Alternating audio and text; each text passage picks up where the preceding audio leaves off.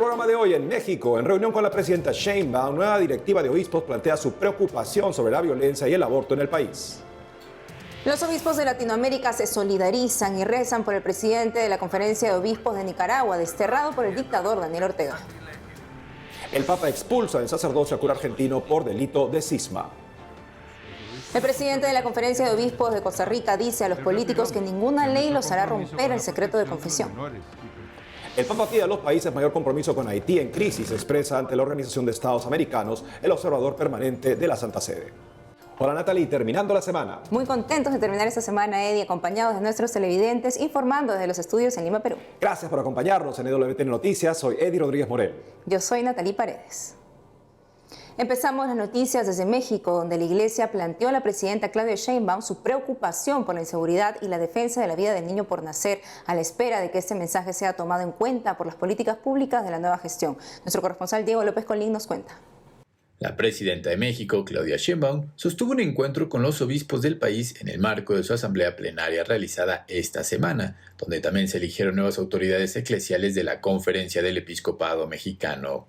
La reunión, a puertas cerradas, se centró en temas prioritarios para la Iglesia, especialmente la exigencia de mayor seguridad para las comunidades afectadas por la violencia de grupos criminales, según el secretario general de la Conferencia de Obispos tras la cita. Nos preocupan profundamente nuestras comunidades afectadas por la cultura de la muerte que se manifiesta en la violencia, la impunidad, el crimen organizado, las crisis en diversas instituciones, la pobreza, el deterioro ambiental en nuestra casa común. De acuerdo con cifras oficiales, desde el inicio del gobierno de Claudia Sheinbaum, en octubre de este año, se registraron más de 3.000 homicidios. Entre las víctimas está el padre Marcelo Pérez, asesinado por su labor pastoral, un crimen que aún no se ha esclarecido. Este panorama se suma a las casi 200.000 asesinatos reportados durante el sexenio de su predecesor Andrés Manuel López Obrador. Los obispos también aprovecharon el encuentro para expresar sus inquietudes sobre temas como la pobreza, los desaparecidos en México y la falta de acceso a atención espiritual en hospitales. Asimismo, manifestaron preocupación por algunas reformas a la ley impulsadas por el partido Morena de Sheinbaum, advirtiendo que estas podrían poner en riesgo el equilibrio de poderes que sustenta nuestra estructura democrática. Pese a las preocupaciones expuestas, varios obispos calificaron como positiva la disposición de Sheinbaum para escuchar y dialogar sobre estos temas críticos. Y la verdad causa una buena impresión porque muestra apertura, muestra disponibilidad, tomar en cuenta nuestras observaciones referente a la situación actual del país y establecer los caminos de diálogo y de cercanía a través de la Secretaría de Gobernación. Yo creo que es una buena oportunidad para que con los 4 ejes que ella propone hacia la seguridad podamos realmente ir poco a poco avanzando en esta situación que nos afecta a todos. Particularmente si quisiera recalcar la disponibilidad que se nota actualmente en la presidenta y seguramente pues en su equipo a través de la Secretaría de Gobernación.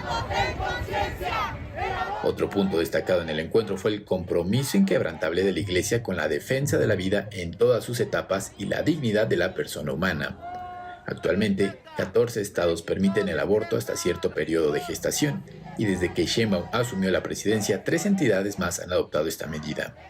Además, preocupa una iniciativa en el Congreso de la Ciudad de México que busca despenalizar el aborto sin restricciones de tiempo de gestación. Para la Iglesia Católica y el gobierno mexicano, este encuentro marca un paso importantísimo para el diálogo institucional.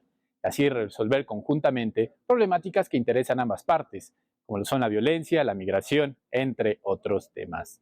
Reportó para EWTN Noticias, Diego López.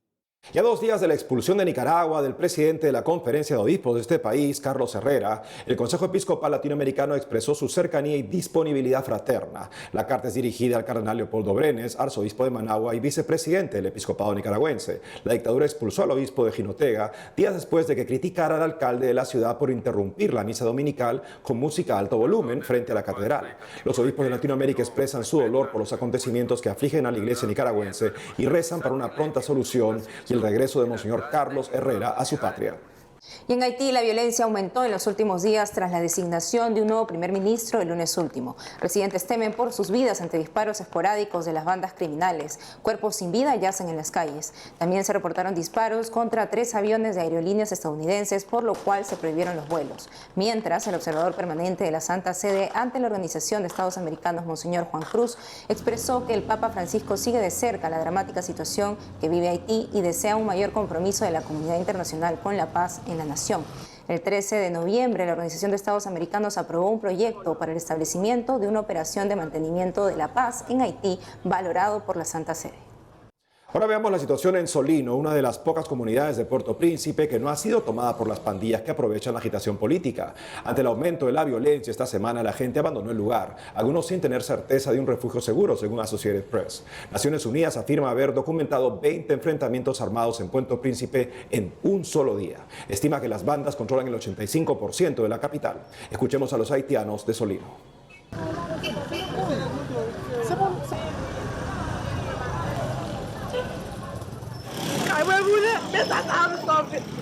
Mi casa se quemó.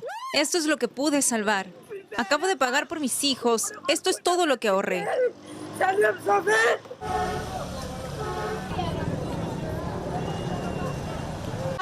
No aguanto más. Tengo 5 hijos conmigo. Estoy corriendo y no sé a dónde ir. Los bandidos corren tras nosotros y no puedo quedarme más tiempo. Algunos de nosotros nos han disparado en la cabeza. Nos están obligando a correr. Nuestra atención se dirige ahora a Costa Rica, donde un proyecto de ley de partidos de izquierda plantea que en determinadas ocupaciones se rompe el secreto profesional cuando hay razones de seguridad y protección de personas vulnerables. La iniciativa incluye a los sacerdotes. Escuchemos al presidente de la Conferencia de Obispos de Costa Rica defendiendo el sigilo de confesión. El sigilo sacramental, en el contexto de la confesión, es sagrado y absoluto en nuestra fe católica. Es una promesa de confidencialidad inviolable que garantiza que cada persona puede acercarse a la reconciliación con Dios con plena confianza. Este sigilo es necesario para que el sacramento de la reconciliación se viva como un espacio de libertad y conversión profunda, donde cada persona puede abrirse a la misericordia divina sin temor de que su confesión sea divulgada. Por ello, sostenemos que un proyecto de ley que vulnere el sigilo sacramental atenta contra la libertad religiosa. A su vez, queremos reafirmar que la inviolabilidad del sigilo sacramental no significa en absoluto una disminución de nuestro compromiso con la protección de los menores y personas vulnerables, ni con la prevención de cualquier tipo de abuso. La Iglesia ha implementado medidas rigurosas para prevenir, detectar y responder a situaciones de abuso. El sigilo sacramental y el compromiso con la justicia y la protección no están en oposición. La Iglesia está plenamente comprometida en trabajar de manera transparente y colaborativa con las autoridades civiles en la denuncia de abusos, respetando el ámbito sagrado del sacramento de la confesión. Este esfuerzo incluye una atención especial a las víctimas, a quienes escuchamos con respeto y compasión y a quienes acompañamos en su proceso de sanación. Es importante comprender que el sigilo sacramental también puede ser un primer paso para que el penitente reconozca sus actos y reciba orientación para un proceso de conversión que en el camino puede implicar acciones responsables y reparadoras fuera del confesionario. Sin embargo, el sacerdote jamás puede revelar lo que escucha en la confesión, ni siquiera en circunstancias de grave peligro, pues está sujeto a la responsabilidad sagrada de proteger la confianza del penitente en la misericordia de Dios. Y en Gaza sigue el bombardeo israelí en busca de los terroristas de Hamas que mantienen cautivos a más de 100 civiles desde hace más de un año. 6 palestinos murieron el miércoles último en un campo de refugiados. A 43.000 suman los muertos en Gaza, según la autoridad local. Por su parte, la ONG Human Rights Watch denunció que Israel realiza una limpieza étnica en la franja, provocando el desplazamiento forzado de palestinos. El primer ministro israelí, Benjamin Netanyahu, prometió continuar la guerra hasta la victoria total sobre Hamas y el regreso de los rehenes. Los terroristas dicen que solo los liberarán a cambio de un alto al fuego, la retirada de las fuerzas israelíes y la liberación de presos palestinos. En octubre, el gobierno de Joe Biden pidió a Israel mayor acceso a la franja de Gaza para distribuir ayuda, lo cual no se ha cumplido. El periodista Joe Federman de Associated Press explica. La fecha límite fijada por Estados Unidos para que Israel aumente el flujo de ayuda a la Franja de Gaza ha llegado y los grupos de ayuda internacionales están dando a Israel una calificación reprobatoria. En una carta del mes pasado, Estados Unidos dio a Israel 30 días para mejorar la situación. Pidió un aumento drástico en el flujo de alimentos y suministros muy necesarios. Y dijo que el apoyo militar a Israel podría verse potencialmente reducido si no había una mejora. 8 grupos de ayuda, incluidos Oxfam y CARE y otros proveedores importantes, dicen que Israel no ha estado ni cerca de cumplir los objetivos delineados por Estados Unidos. Acusan al ejército israelí de obstaculizar las entregas y de no proporcionarles seguridad para operar. Los funcionarios israelíes dicen que han hecho un esfuerzo genuino para mejorar las cosas. Han anunciado una serie de medidas en las últimas semanas. Eso incluye una apertura de un 5º cruce fronterizo destinado a aumentar el flujo de mercancías a Gaza. Dicen que las agencias de ayuda están haciendo un mal trabajo de distribución y acusan a Hamas e incluso a bandas criminales de robar ayuda. Israel y la administración Biden han estado en desacuerdo sobre la situación humanitaria en Gaza durante gran parte de la guerra, pero a solo 2 meses de finalizar su mandato, no está claro si el presidente Joe Biden está dispuesto o es capaz de tomar alguna medida contra los israelíes. Y ahora escuchemos a ex rehenes israelíes y familiares de aún cautivos por los terroristas de Hamas en Gaza. Se reunieron este jueves con el Papa Francisco en el Vaticano. Veamos sus expectativas en rueda de prensa. Por un lado, estoy muy feliz de que me rescataran y me trajeran a casa y de estar vivo, pero no se puede rescatar a 101 personas del infierno.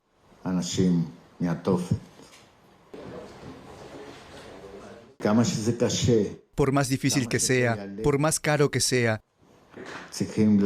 necesitamos llegar a un acuerdo para que todos regresen.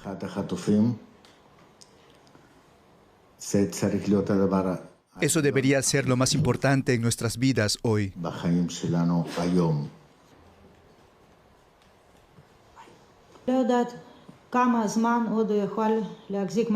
No sé cuánto tiempo podrá soportar en cautiverio. El invierno se acerca y el invierno es duro. Y tengo mucho miedo de que mi único hijo, lo único que me quede en esta vida, tengo miedo de perderlo.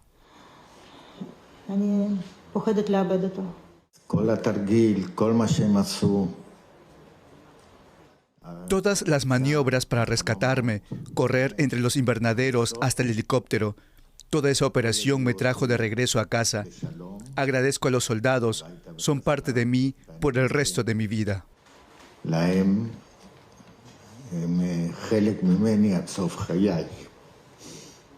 E quindi tutta l'operazione, tutto quello che hanno fatto, tutta quella corsa loro, l'elicottero, tutto. Y ahora le contamos que el senador católico de Florida, Marco Rubio, es el elegido de Donald Trump para el puesto de secretario de Estado en su próxima gestión. Rubio, de origen hispano, será el encargado de ejecutar la política exterior de los Estados Unidos y asesorar al presidente en asuntos de interés internacional. Conozcamos el perfil de Marco Rubio. El político Marco Antonio Rubio, de 53 años, es senador republicano por el estado de Florida, conocido por su sólida postura en política exterior y temas de seguridad. Nació el 28 de mayo de 1971 en Miami, Florida, en el seno de una familia cubana que emigró a Estados Unidos escapando de la Revolución cubana. Está casado y tiene 4 hijos. Es un gran honor para el presidente que deposite su confianza en mí en un puesto de tanta importancia. También es una gran responsabilidad. Y el trabajo de secretario de Estado es ejecutar la política exterior establecida por el presidente electo de Estados Unidos. Y espero tener la oportunidad de hacerlo si mis colegas actuales aquí en el Senado de Estados Unidos me lo confirman. Marco Rubio es bautizado católico, pero pasó unos años con los mormones, según Associated Press. Estudió Derecho en la Universidad de Miami. En el 2000 fue elegido miembro de la Cámara de Representantes y en 2010 se convirtió en el primer hijo de cubanos en ser legislador de la Cámara Alta de la primera potencia. El mensaje es muy claro. Este país está listo para que una nueva generación de conservadores nos guíe hacia el siglo XXI. Rubio intentó una carrera a la presidencia de Estados Unidos. En 2015 fue precandidato. El joven senador fue candidato a ser el compañero de fórmula vicepresidencial de Trump en las elecciones, pero finalmente J.D. Vance fue confirmado para ese cargo. En marzo de este año, Actualmente Rubio es vicepresidente de la Comisión Selecta de Inteligencia y miembro de alto rango de la Comisión de Relaciones Exteriores del Senado de Estados Unidos. En una entrevista en la revista Político en 2016, confirmó que su fe está plena, teológica y doctrinalmente alineada con la Iglesia Católica Romana. Hacemos una pausa y al volver, el Papa expulsa del sacerdocio a un cura argentino por delito de cisma. Desde Polonia retiran memorias de santos y mártires de la fe del histórico Museo de la Segunda Guerra Mundial. Regresamos con más noticias con Enfoque Católico.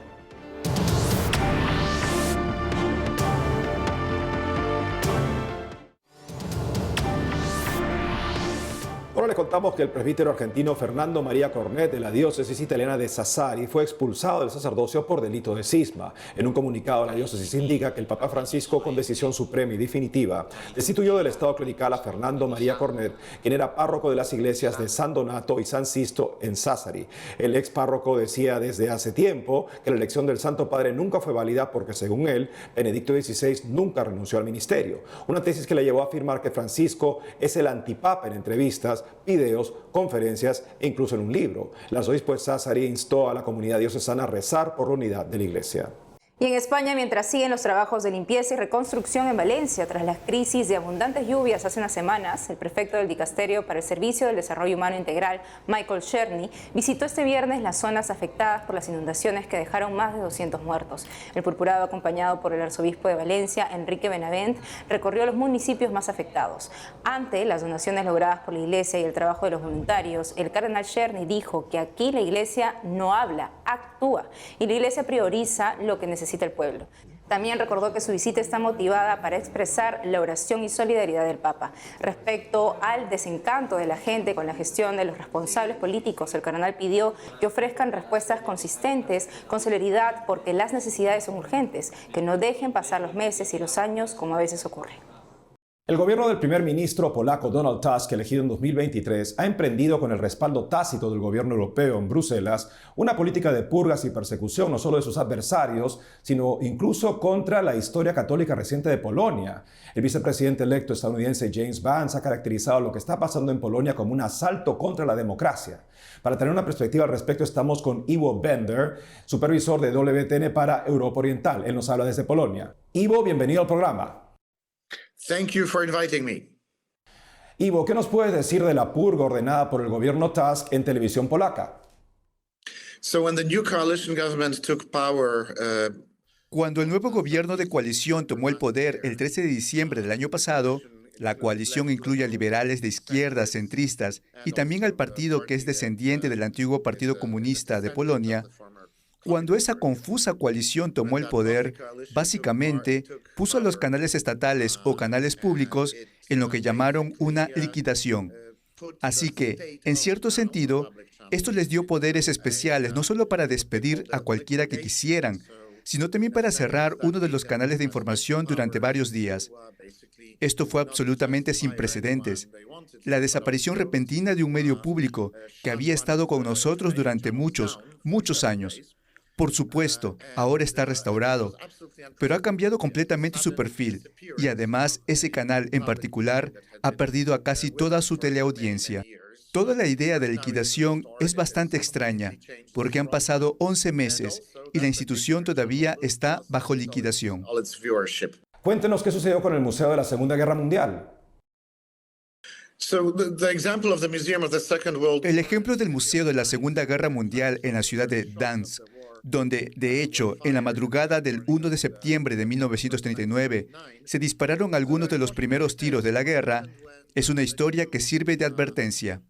Lo que pasó cuando los nuevos directores fueron nominados por el nuevo ministro de Cultura, porque el museo pertenece al gobierno, quitaron parte de la exposición que contenían, literalmente, los íconos de la resistencia católica polaca al dominio nacionalista alemán en nuestro país, como San Maximiliano Kolbe, mártir de Auschwitz, quien literalmente dio su vida para salvar la vida de sus internos, y la familia Ulma, la primera familia en haber sido beatificada, incluyendo un bebé no nacido, que dio su vida para salvar a judíos que estaban siendo perseguidos por los alemanes en Polonia. También retiraron parte de la exhibición correspondiente al capitán de caballería Witold Pilecki, que se ofreció como voluntario para entrar en Auschwitz y construir un movimiento de resistencia allí, y luego, tras escapar, publicó informes sobre las atrocidades que luego fueron contrabandeados a los aliados occidentales fuera de la Polonia ocupada. Hacer tales cosas parece absolutamente una locura. Me gustaría añadir que tras la indignación pública, hace un mes aproximadamente, se devolvió al museo un cuadro de San Maximiliano, pero no hemos sabido nada sobre la familia Ulma. El cuadro del gran mártir polaco fue devuelto, sí, pero la lista de todos los sacerdotes que fueron asesinados en el campo de concentración de Dachau, que en cierto sentido se especializaba en asesinar a sacerdotes católicos, desapareció de las exposiciones. Así que esta política continúa. Es difícil no ver en este gobierno una mentalidad anticatólica como la que gobernó Polonia durante los años de la dictadura comunista. ¿Qué diría usted? Bueno, digámoslo de esta manera. Esta extraña coalición de liberales de izquierda y excomunistas y un grupo heterogéneo de centristas, verdes, etcétera, etcétera, algunos de ellos parecen estar realmente obsesionados con una visión anticatólica del mundo. Uno de los ministros de este gobierno, antes de tomar el poder, dijo que había llegado el momento de arrinconar a los católicos. El ministro de Educación está eliminando la literatura clásica polaca, mucha de ella de inspiración católica, de la lectura obligatoria en las escuelas. Incluso ha prohibido las tareas escolares. Así que creo que estamos ante un grupo muy, por usar la expresión estadounidense actual, muy progresista woke, que ha tomado el gobierno polaco. Y los resultados son devastadores en términos de crear una división muy fuerte, un abismo en el medio mismo de la nación. Ivo Bender, supervisor de WTN para Europa Oriental, gracias por haber estado con nosotros e informarnos sobre esta importante situación. Thank you very much. Cada 15 de noviembre se celebra a San Alberto Magno, doctor de la Iglesia y patrono de los estudiantes de Ciencias Naturales. Santo Tomás de Aquino fue su discípulo. Desde Guayaquil, Ecuador, el padre Alfonso Avilés, párroco de San Alberto Magno, nos cuenta sobre la vida del santo. Veamos.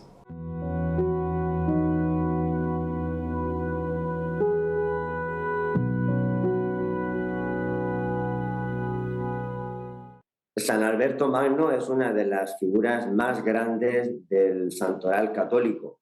Por eso le llaman Magno, debido a su grandísima sabiduría y a su gran amor a Dios, una espiritualidad que le llevó a ser canonizado como santo. Él nació a principios del siglo XIII, en 1206, en las tierras de Alemania, de Baviera, de una familia noble, y en 1254 fue nombrado provincial de los dominicos. En 1278 él pierde de una manera repentina la memoria. A todos les es extraño. Y entonces él contó algo que nunca había contado. Y es que cuando en sus tiempos de estudiante le costaba mucho el estudio y había pensado en dejar los estudios, pese a su afán de sabiduría, la Virgen María se le apareció y le dijo: Alberto, no dejes la sabiduría, no me dejes a mí, que soy la sede de la sabiduría. Estudia, yo haré que tengas grandes logros, pero como castigo por haber querido dejar los estudios, cuando llegue el final de tus días, yo te haré quitar la memoria. Cuando hicimos esta parroquia, hará unos 11 años, iba a estar en terrenos de una universidad.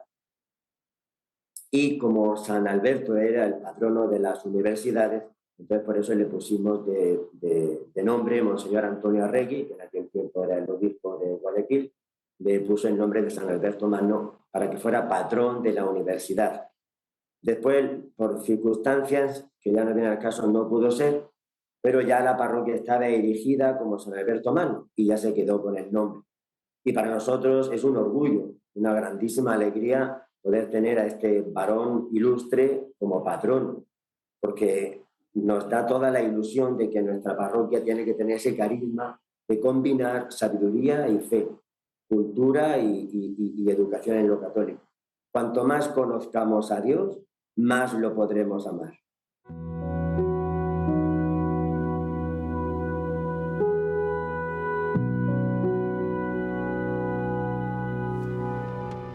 Nos despedimos con un adelanto de la película animada Max y yo, sobre la vida de San Maximiliano María Kolbe. Desde esta semana ya se ve en cines de Hispanoamérica. Hasta el lunes. ¡Tú! ¡Para!